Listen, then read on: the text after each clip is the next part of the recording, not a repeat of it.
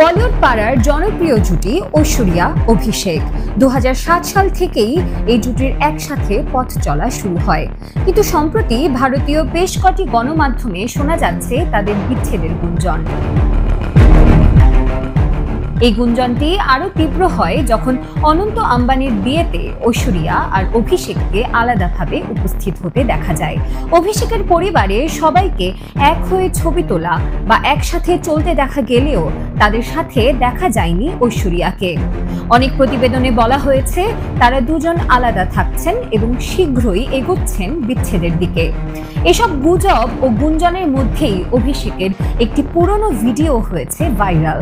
ভিডিওটি ছিল 2018 সালে অভিষেকের ইন্ডিয়া টুডেকে দেয়া একটি ইন্টারভিউ, যেখানে তিনি ঐশ্বরিয়ার সাথে প্রেমের শুরু কিভাবে হয়েছিল সেই বিষয়গুলো নিয়ে কথা বলেন।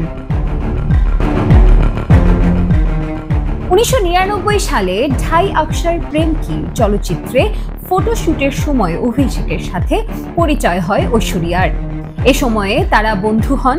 2006 সালে ওমরাও জান সিনেমার শুটিংয়ের সময় অভিষেক বুঝতে পারেন তিনি ঐশ্বরিয়ার প্রেমে হাবুডুবু খাচ্ছেন।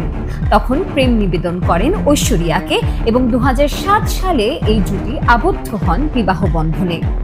ওই ইন্টারভিউতে অভিষেক আরও বলেন, ঐশ্বরিয়া সব কাজেই নিবেদিত প্রাণ, সেটা অভিনয় হোক কিংবা মায়ের দায়িত্ব। তাদের মাঝের বন্ধুত্বটাই তাদের বিবাহিত জীবনকে অটুট রাখার অন্যতম কারণ বলে জানান অভিষেক।